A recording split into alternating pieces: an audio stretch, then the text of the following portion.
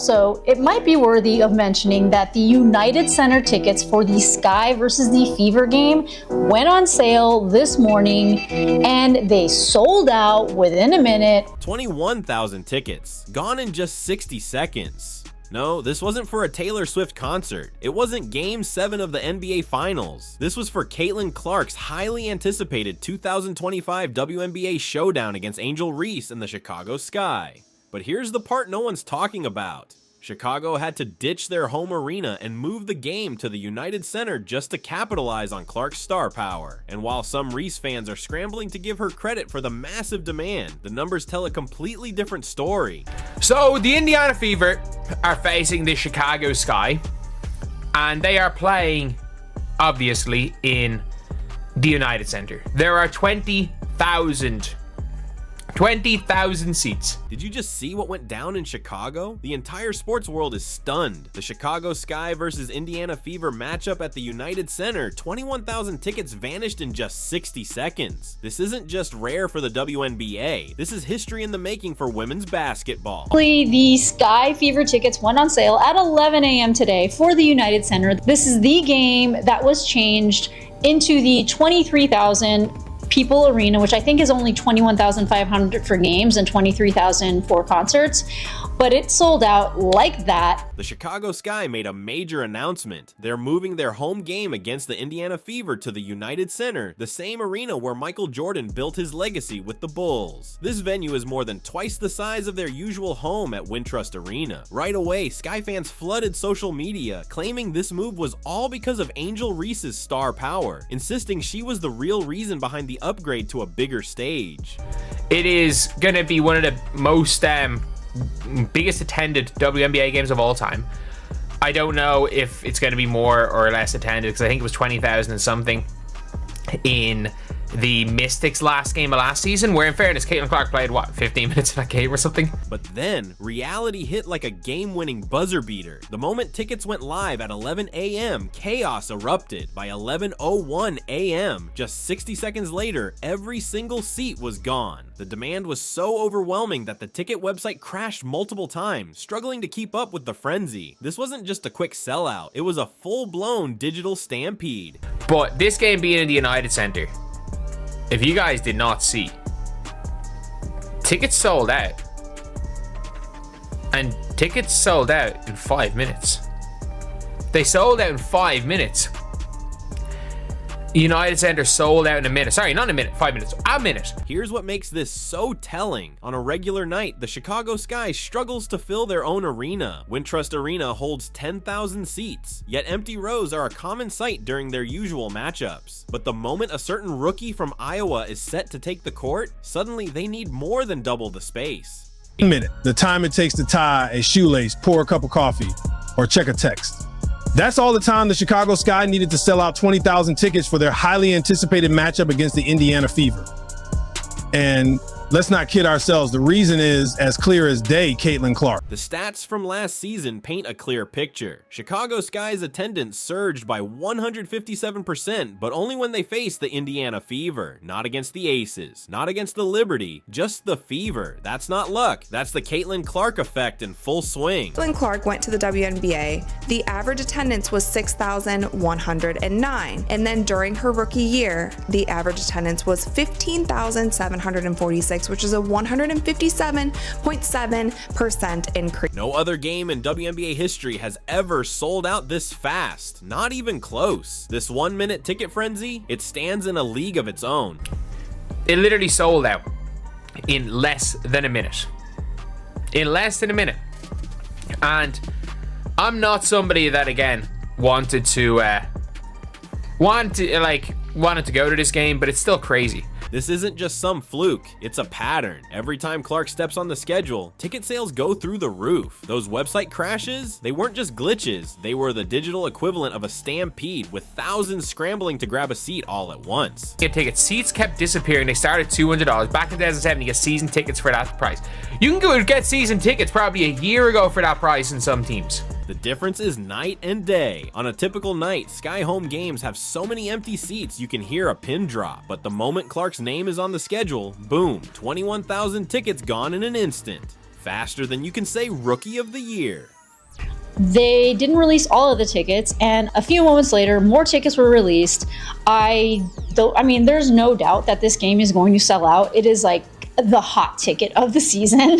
And incidentally, it is going to break the record for the biggest crowd of a WNBA season. The empty seats when Clark isn't playing tell the real story, but Angel Reese fans aren't trying to hear it. Social media right now, a full-blown PR blitz. The second those tickets disappeared, Reese supporters went into overdrive, flooding Twitter with threads, plastering Instagram with stories, and dropping TikTok videos, all pushing the wild narrative that she's the real reason for the ticket frenzy. But they're there to watch. It's going to be all Fever fans again, by the way. Now, people do not realize, like, there are some Chicago Sky fans. There really are. But as you guys can tell, not every Chicago Sky game will sell out this year, even in their 10,000 seater stadium. Here's what makes this whole argument completely ridiculous. The numbers don't lie. When Angel Reese plays at home without Caitlin Clark on the court, the Chicago Sky struggle to even fill half their usual arena. Empty seats everywhere. You could probably hear a full court conversation from the nosebleeds. And the Fever are going to sell out every single game immediately in Cambridge, which is even bigger. Remember just last month when Reese's fans flooded social media, insisting she was the biggest draw in women's basketball? Well, the TV ratings told a very different story. Her featured game barely scraped together 89,000 viewers, the lowest rated WNBA broadcast of the entire season. Not just low, that's rock bottom. Be completely honest here. It is a league first and foremost, and the most important thing is that the league long term is going to be profitable, or at least it looks like it has the potential to be. Otherwise, once that TV deal is done in 3 years, it's over. And right now, this has not been the greatest look in the world for Unrivaled. Meanwhile, the moment Caitlin Clark hits the court, the ratings don't just rise, they skyrocket. We're talking record-breaking viewership with hundreds of thousands more fans tuning in. And it's not a one-time fluke. Every single game she plays, the numbers prove the gap isn't even close. Like, just this game alone, by the way, selling out the 2 Fever games makes the Chicago Sky a profitable team.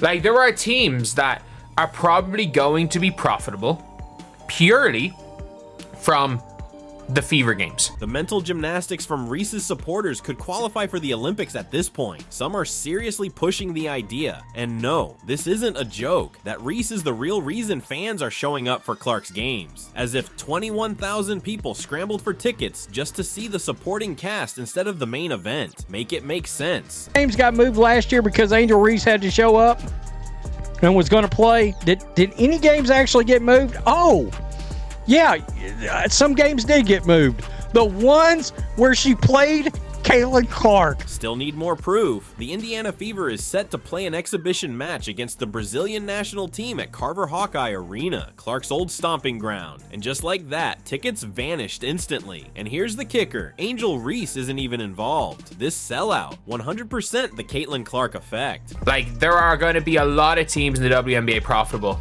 if they can get those huge. I know obviously it costs a lot more to have an arena, like to hire out a bigger arena. It costs a lot more for security. It costs a lot more for other things.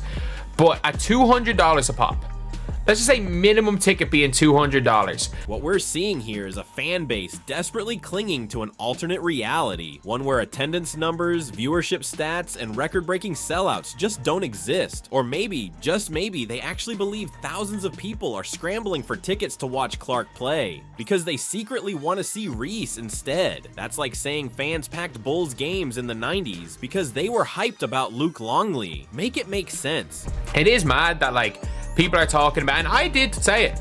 I did say that the Caitlin Clark mania was going to die. Like, I genuinely thought that the mania was going to die, and it really hasn't. It really, really hasn't. You have to ask yourself, what games are these fans even watching? Are they seeing the same empty arenas when Angel plays without Caitlin? Are they looking at the same stats? Or are they just so desperate to force a rivalry that they'll ignore every single fact that doesn't fit their preferred narrative? But a lot of the Sky fans are not happy about this, as some of the season ticket holders who were holders from the Wintrust Arena who were given tickets to the United Center. Some people had close seats, and the transfer for the United Center put them up in like the nosebleed section. Dismissing the facts is one thing, but the hypocrisy here is on another level. The same WNBA team owners who were openly criticizing Caitlin Clark's fan base just months ago are now scrambling to secure bigger arenas every time the Fever roll into town. Funny how quickly opinions shift when dollar signs start adding up. Borders, oh, what a tangled web we weave when we choose to deceive. And what I am talking about is the Atlanta Dream. Remember when the Atlanta Dream owner went viral last season for taking shots at Caitlin Clark's fan base, famously dropping the "y'all not like us" comment? The same owner who accused Clark's supporters of disrespecting the WNBA. Well, fast forward to now, and suddenly they're moving their game against the Fever to a bigger arena. The very fans they dismissed are now the ones they're bending over backward to accommodate. Amazing how quickly convictions fade when there's money to be made, isn't it?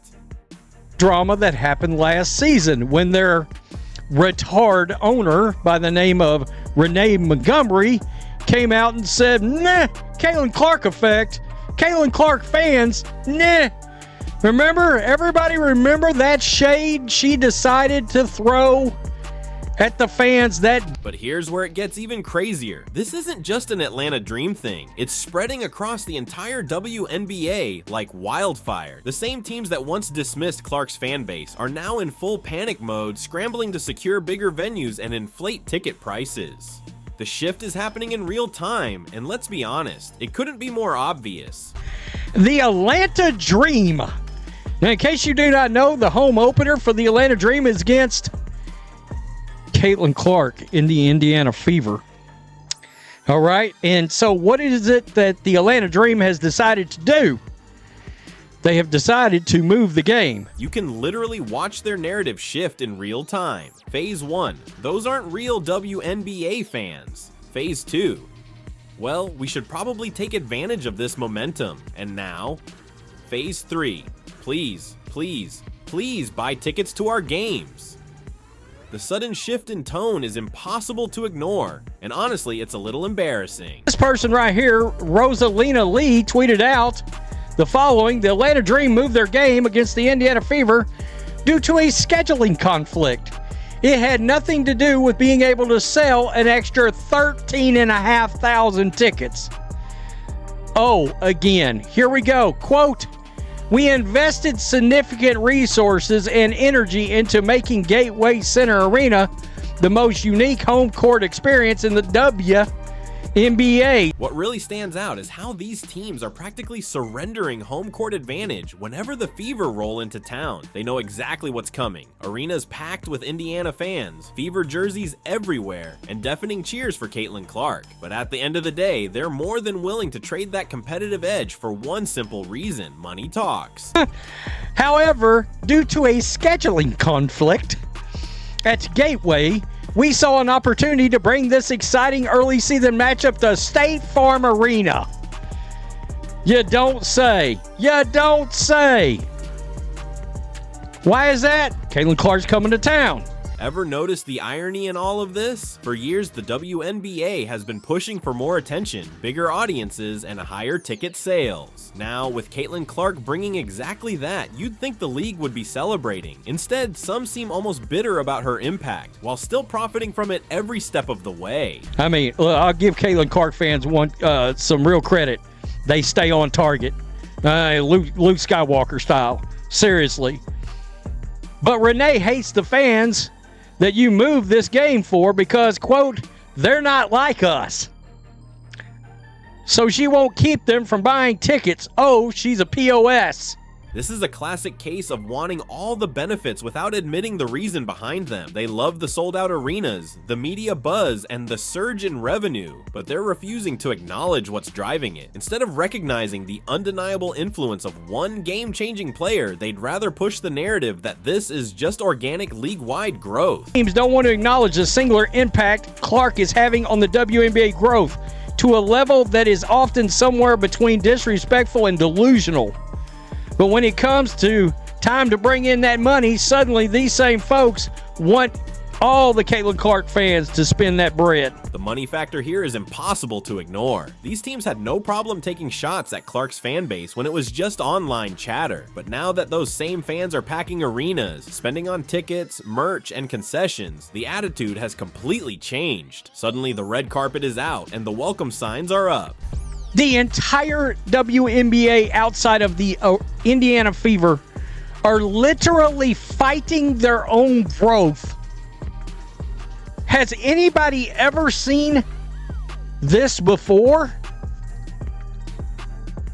I mean, the league is literally, have you noticed, let's be honest, have you noticed how little the WNBA actually puts out Caitlin Clark content on their social media platforms? Let's be real, this isn't speculation. The WNBA's own data makes it crystal clear. Attendance has skyrocketed by a staggering 154%, averaging over 15,740 fans per game. This isn't about hype or favoritism, it's about recognizing how one rookie has completely shifted the financial landscape of women's basketball. Even former WNBA stars are admitting it. Clark isn't just drawing crowds, she's become essential to the league's future. At this point, the WNBA has two options: fully embrace the phenomenon that's packing arenas, or keep pretending this surge is coming from somewhere else. But when league executives themselves acknowledge how much revenue she's generating, the truth is undeniable. The Clark effect isn't just real, it's the biggest financial game changer the WNBA has ever seen.